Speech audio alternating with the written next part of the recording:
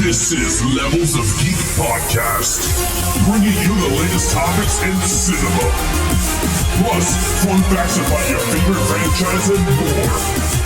And now, your host of Levels of Geek Podcast, Holly Bad Al and Ken. Welcome everyone to this new episode of Levels of Geek Podcast, episode 3. I'm your host, Holly Mad Al, and my co-host is Ken here. What's going on, guys? Before we start, I would like to thank everyone that's been listening to our podcast and following us on Instagram at Levels of Geek Podcast. So I would like to thank everybody. Yes, I really appreciate our loyal 10 listeners that we have. It's awesome. Incredible.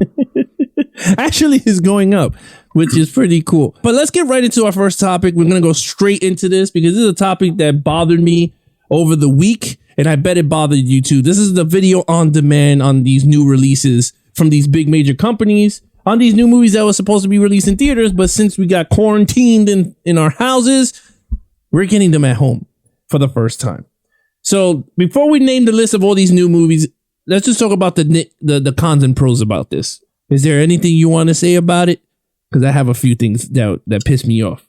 About just movies getting released, the rent for $20. Yeah.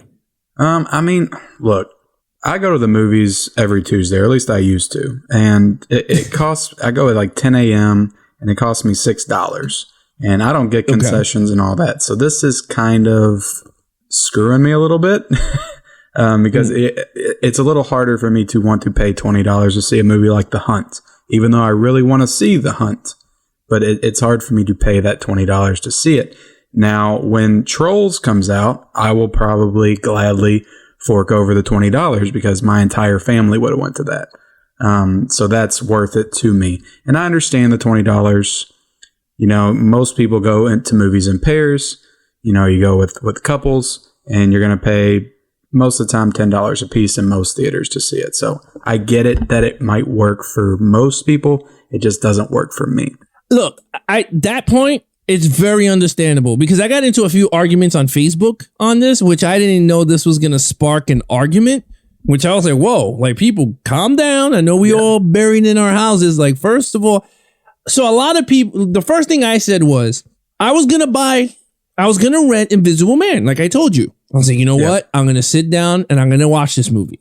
But once I saw that they're not giving me this movie in 4K, they're giving to me in standard definition, in high definition. I said, I am not even attempting to buy none of these home releases. I'd rather just wait until the actual movies come out and I own them because it makes no sense to me. I know a lot of people are like, oh, but you know, one guy said online, which I'll say, but you people are not understanding where I'm coming from. They were like, well, you know, it's me and a bunch of guys are going and I'm just going to leave this right here. And he's putting like $100. And I'm like, yes, but what you're not understanding is you paying $100, but you're watching it in 4K or in IMAX of the movie. They're not giving you that option. You're paying for the theatrical experience. And most people, unless you have a theater in your home, a really good home theater system, you don't get that same experience at home. You just don't. No, you don't. So, I mean, I understand it. I'm not necessarily faulting them for charging $20. I think that most people will gladly pay it. So it's probably a smart starting price point. I don't know. It doesn't work for me personally and how I view movies.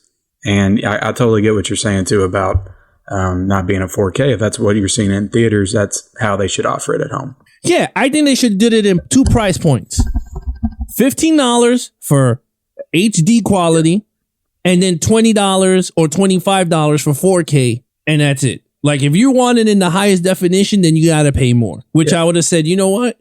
Very understandable for a brand new movie, but it's a rental. Exactly. So it's a little like, ugh. And I mean, if you're wanting to know the price point for me, $15 would be what I consider reasonable for myself to pay. I would probably be way more inclined to buy some of these movies or rent them for $15 than $20.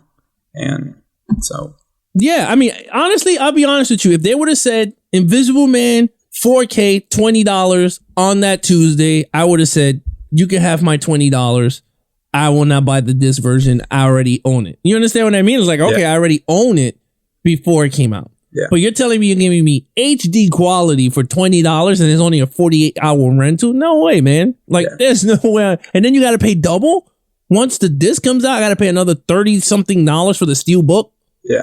That's $50 you just spent on this damn movie. Exactly. And my wife and I went to see The Invisible Man a week before all this stuff started happening. We actually went to the theater to see it, and it cost us, probably with concessions and everything, and we got in the Extreme Theater, the IMAX.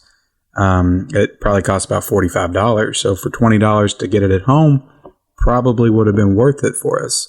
But yeah, I mean, I see a lot of movies by myself. So it just going off that, I mean, it's $20 just too high for me. Yeah, I mean, it's way expensive, and I don't want people to be like, oh man, you're cheap. I'm not cheap because I buy all my steel books, and I rather wait. And I always said this, like, if I want to spend all this money, I'd rather just wait for the damn disc to come out and then spend all that money on the actual physical copy. But let's just talk about some of these new releases. Bloodshot came out on March 13th. Ugh, this is not a good opening. To $9 million. Ugh. Yeah. On a budget of $45 million, on a worldwide total of 24. I mean, this thing floppity-doo-dah-day. Yeah. This thing flopped. I mean, you could argue that was the coronavirus scare was at its peak.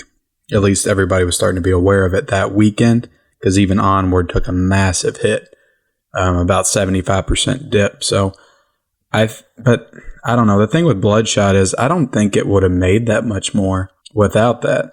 Yeah, I think I could see it maybe making 15, but I think they were banking on the worldwide audience with that movie way more than the domestic. Well, I mean, let's be honest with this. Vin Diesel does not draw. I mean, let's name your movie besides Fast and the Furious and Marvel Guardians of the Galaxy. Yeah, well, I mean, I would bet that a lot of people don't even know he's in that, but... oh, well, yeah, besides me and you, because we know that. Yeah. But, yeah, other than that, you can't. Yeah, he's a big draw worldwide. I think he has a big, I'm pretty sure he's pretty big in China. It's like the Triple X movies, they open huge in China. But as far as, domestically, I don't think, he's not, he doesn't really draw, at least like he did in the early 2000s. Yeah, I mean, I can't see it, but anyone that's very interested in it, I mean, it's out for, well, by the time this podcast come out, it's already out to be brought. You could buy it for $20 and you own it. And most likely they should give you the 4K version of the movie if you're going to pay for $20. Yeah, you would hope. But yeah, you would hope. But next on the list, another big movie that you could buy and you could physically buy it is Birds of Prey. You could own it for $20. Yeah. And when did you say that comes out? Tomorrow. Oh, the 24th for anyone that's listening to when this come out. Yeah. It came out on the 24th. Any of these that they're putting on there now, like Onward, Birds of Prey, Bloodshot, to buy for $20, yeah, I mean, that's completely reasonable. That's what you would pay if it came out. So, I mean, I don't have any issue with that at all. They're just trying to speed up the process of release. My only question is, how long is it going to take to get a physical release? Yeah, that they did not. Let me see. I'm just looking here quick just to see if it digital. They're not giving me an actual one. Yeah, because their physical release is going to be kind of shorted as far as people buying them because the digital's released so far in advance. So are more people going to be inclined to get it digitally?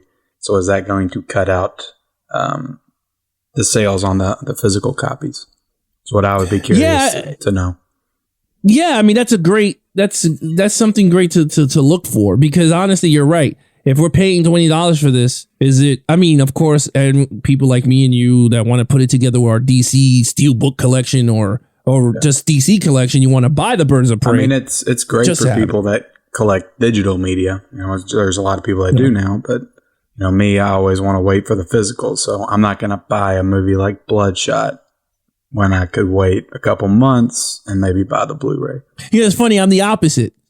I'd rather buy Bloodshot because I know I'm never gonna buy the physical and watch it because I don't like Vin Diesel like that. So I'm very like, Isn't I'm that backwards. Funny though? You would buy it digitally, but you're not going to buy it physically. You just you don't want to have to see Vin Diesel's face exactly. in your collection.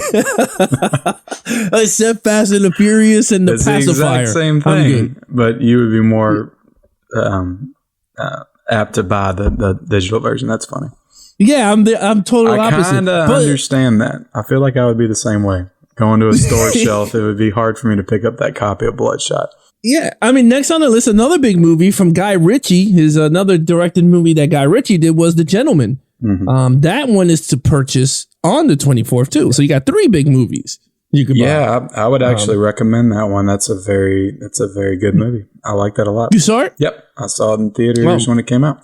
And I'm not a big Guy Ritchie fan. Like I like a couple. Like I like Snatch, but I haven't seen a lot of his filmography. I'm not a big fan of the Sherlock Holmes movies. That King Arthur movie he did. Aladdin, like I liked Aladdin, but yeah, I mean that's not really a Guy Ritchie movie. That was a Disney movie. They just got Guy Ritchie to do it. But I really enjoy The Gentleman. That's a good movie. Okay. The next one is, before we go into the next topic, The Way Back, which you saw and you reviewed it on your Instagram channel on mid-level reviews. This one is only, which I was a little shocked, on demand.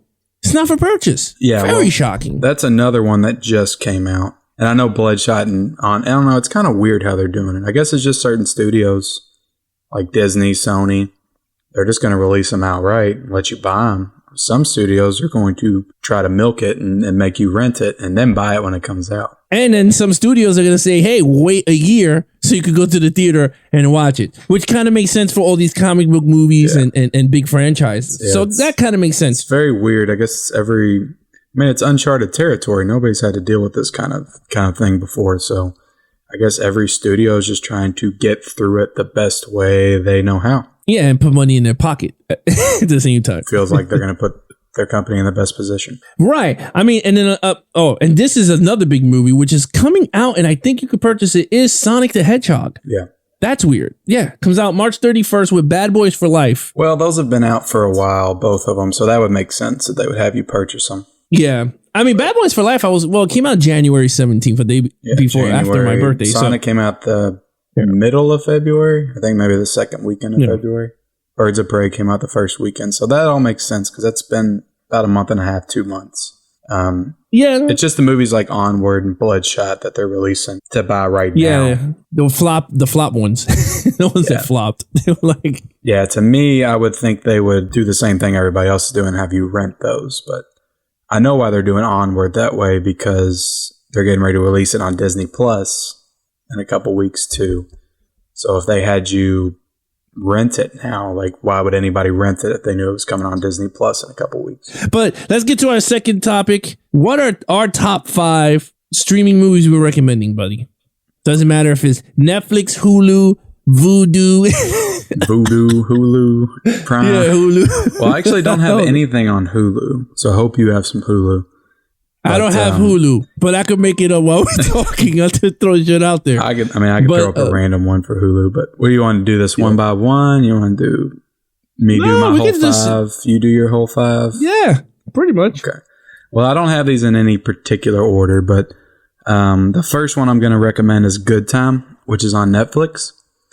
And if you want to see why Robert Pattinson would make a great Batman, this is one I would absolutely recommend you watch if you have not yet, for sure. Oh, that one's up there. Yes. Yeah. Oh, I'm going to write that down. That is on Netflix right now. I think it's pretty new to Netflix. I think it came out like a month ago. Another movie that's on there with Robert Pattinson, and this isn't one of my 5, but I'm going to cheat a little bit. The Rover, which is starring Robert Pattinson, is another really good movie. Both of them are from A24. So moving on to my next recommendation is Ex Machina. You ever seen that one? That's with the chick from Tomb Raider? Yeah, Alicia Vikander, the what's his name? Oscar Isaac from Star Wars, the new Star Wars, and also Domhnall Gleeson.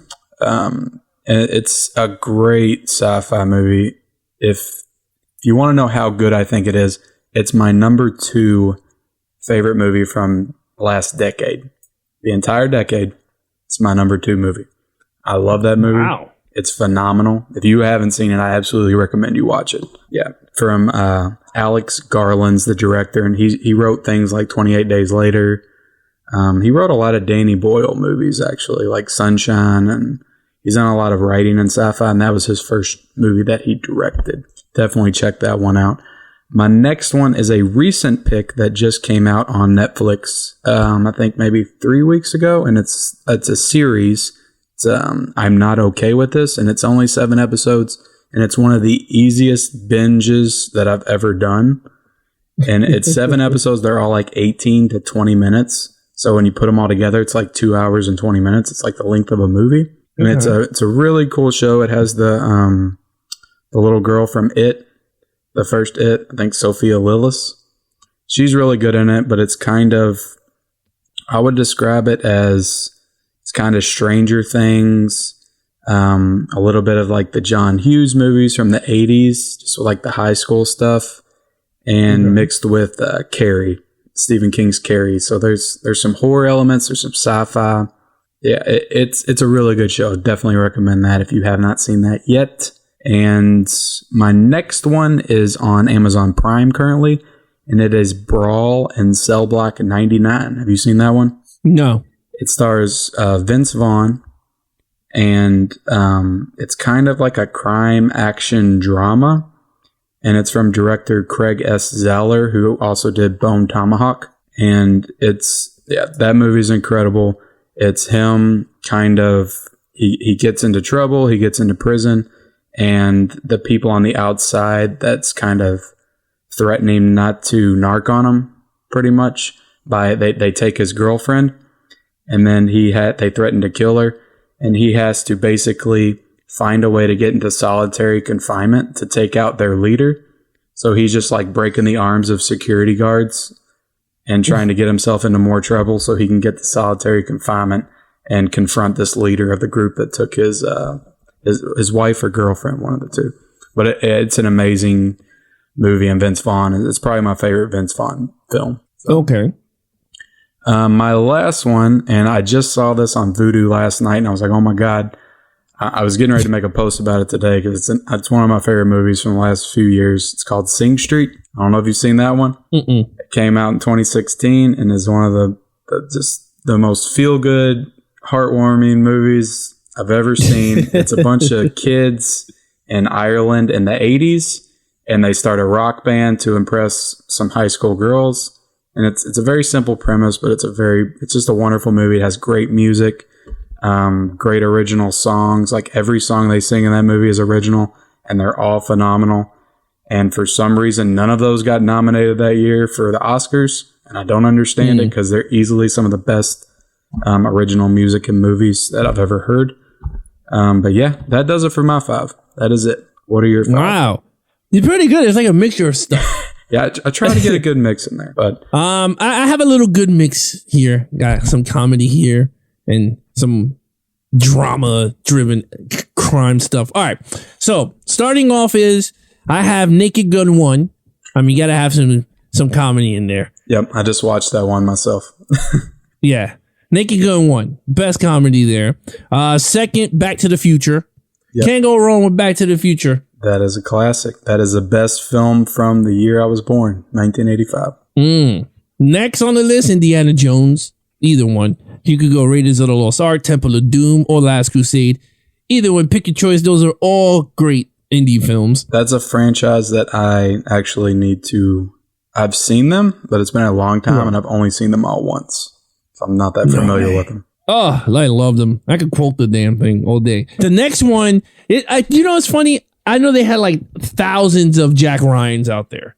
You know, you got the John Krasinski Amazon version, then you got the Ben Affleck, you got the Alec Baldwin, then you got the Harrison Ford, which I associate Jack Ryan with Harrison Ford. So, with that said, Patriot Games is the one that you have to watch. Yep.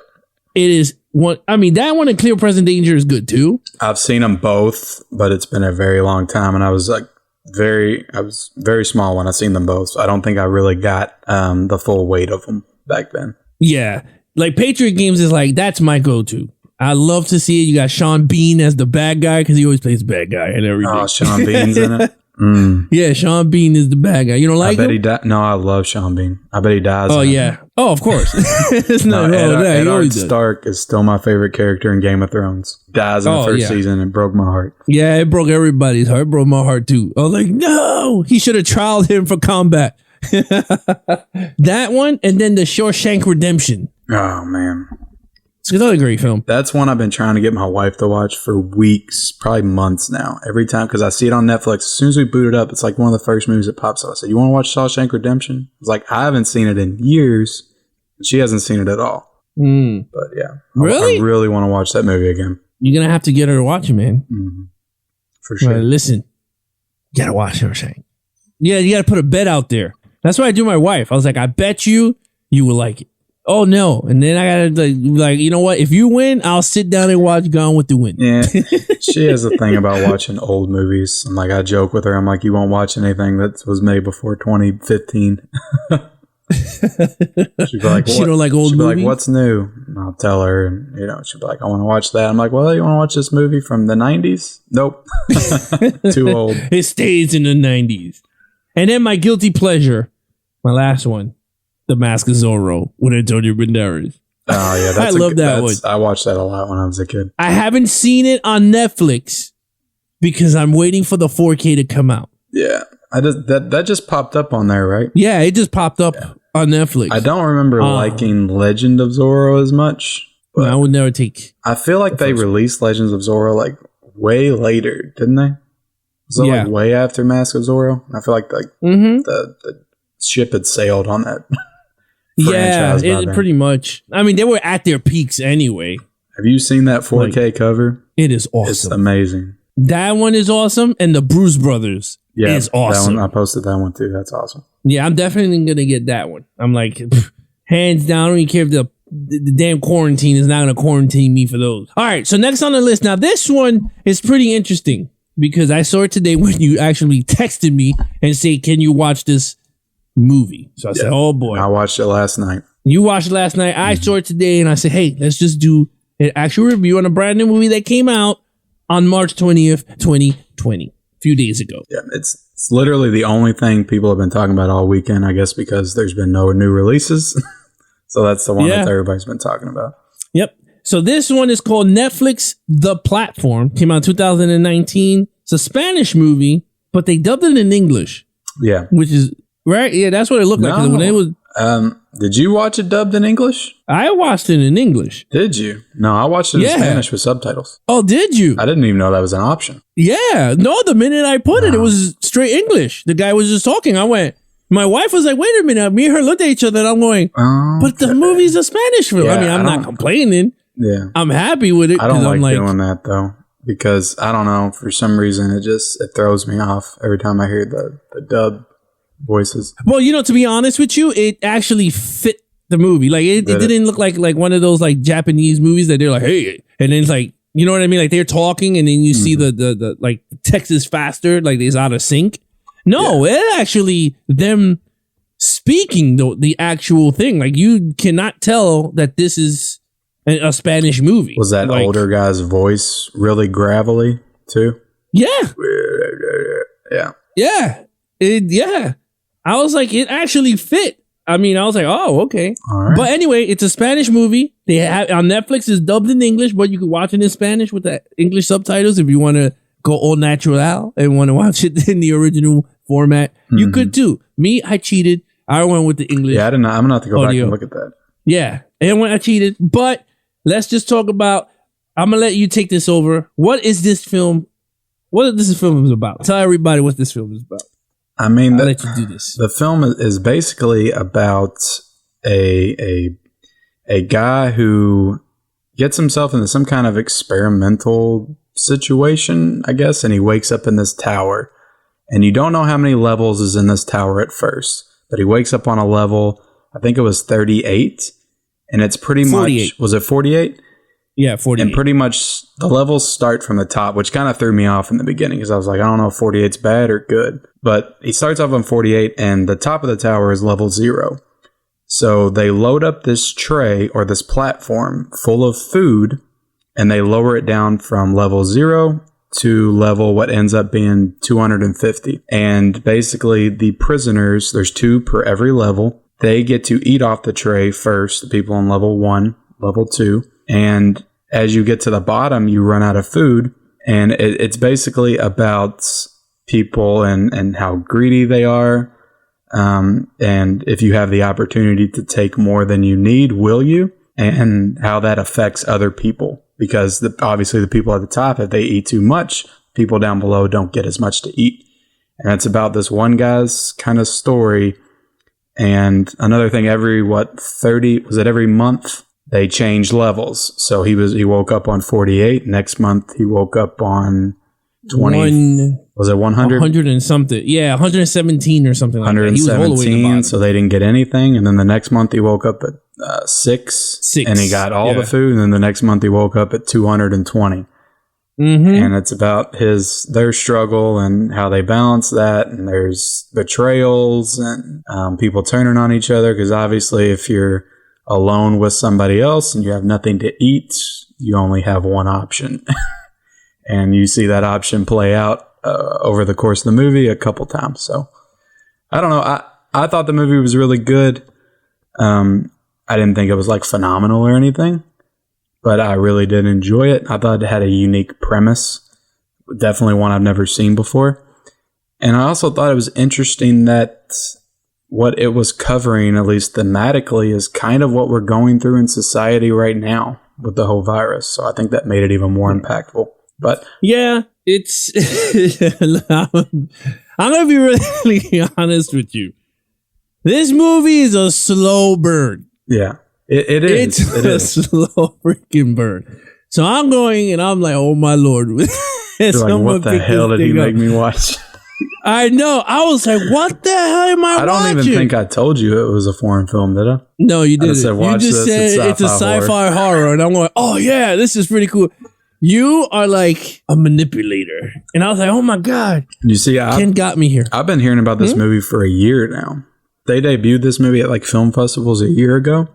And it was always supposed to be coming out on Netflix, but it took forever to, I guess, get the deal organized to release. But I heard about this movie a year ago, so I've been kind of waiting for it. You waited. Look, honestly, like I said, it's a slow burn. The premise is it's a very unique warped premise of this film. It's a warped like mind. Whoever wrote this damn thing, you gotta be a sick person. I'm a huge fan of just watching things that I've never seen before, and it doesn't always matter to me if it's like necessarily the greatest thing I've ever seen. At least as far as how it's directed and performed and the story, which all that's really good in this movie. But if you can bring me something I've never seen before, something that's original, at least story-wise, I usually enjoy it. No, I totally agree. I'm not saying the movie is horrible. I'm not saying it's bad. Yeah. I enjoyed it for what it was, but it's a very slow burn. Like if you think this thing is gonna pick, it ain't picking up until like towards the third act, like towards the middle to towards. Yeah. It gives you a little here and there. There was some sequences in the middle where it kind of got very weird and it slowed way down. And I was like, I don't know how I feel about this movie. And I was already tired last night and I almost kind of dozed off a couple times, but it redeemed itself for me at the end. The last 30 minutes I thought were really strong. Just kind of the solution that they came up with and what happens and how it played out. I thought all that was really cool. No, it is. Again, it's a movie. How can I say? Do I recommend it? Yeah. It's a brand new storyline. It's nothing new that you've seen before. I have not seen a movie like this before. Anything even close to this type of movie. Dudes come with gourmet meals and it has to go all the way down to the bottom of the pits and try to survive. Like I'd never seen any type of thing like that in any film. And I'm like, holy crap. I'm like, this is a pretty cool concept. And it was interesting because the one character gets introduced and she says, look, there's enough food on this platform for everyone to survive. But it's all about how each level rations it. And the people at the top do not want to ration it because of the nature of it. It's like the people at the top might have been on the lowest level the month before. So like they know what it's like to not have food. So they're going to hoard up their bodies or fill up their bodies for when they're on the bottom. And it's this idea that, well, this was done to me, so I'm going to do it to them. And it's people just completely screwing over the other person because nobody wants to step up and say, well, hold on a second. Let me just ration out this food because I know what it's like on the bottom. So I want to try to make sure they get enough food. And it's just the selfishness of human nature and what people will do to survive. And it's the same thing we're seeing right now in the world. People going out and hoarding up on canned goods and toilet paper and spaghetti and rice and not thinking about the person after them. And that's true. There's Tylenol, ibuprofen. Yeah, because there's enough supplies in this world for everybody. But people are running out of stuff and they don't have the stuff they need because there's people out there that want to hoard up and get everything. But yeah, I mean, I thought all that was really interesting. It's a very interesting, like I said, it's a very interesting story. I recommend it. It's weird. It's a weird movie. Like I said, I don't hate it. I just like it. I think if I had to rank this thing out of a 10, honestly, I give this a 7.5. Yeah, I can see that. Like, I'm gonna be honest, I don't think it's like the greatest movie ever, but it was shot very well. The acting was very believable. I was like, holy crap. The premise, I'm giving a lot of points to the premise because the premise is very unique and very good. Never seen it done before. And that's why I give it a 7.5 out of a 10, which is not bad. It's a good movie. That's me. I don't know what you give I think it was well directed. It was well acted. I really liked the guy that played the older guy. I thought he was really just gross and menacing, and he played a good kind of, I don't want to say he was a villain completely, but he was kind of a villain. Supporting, yeah. But yeah, I mean, like I said, I didn't love this movie. There are some lulls in it. It does slow down. I don't think it completely sticks to landing as far as all the messages it tries to send.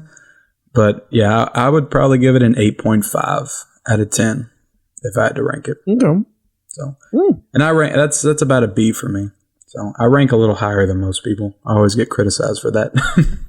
Like I always try to be realistically, like real. Like sometimes my wife is like, "Oh, you very critic. Like, why don't you just say honest?" Like, I don't want it honest. People want an honest, really real honest opinion. I'm giving it a 7.5 because it's a slow burn. I think a 7.5 is a good score for this movie. I don't think that's a outlandish score. I mean, I think that's probably what it deserves. I think somewhere between 7.5 and an 8.5. Yeah, I can't see a 9.5 or 10. Like, no. I can't. But I don't want to talk about the ending. No, definitely no spoilers.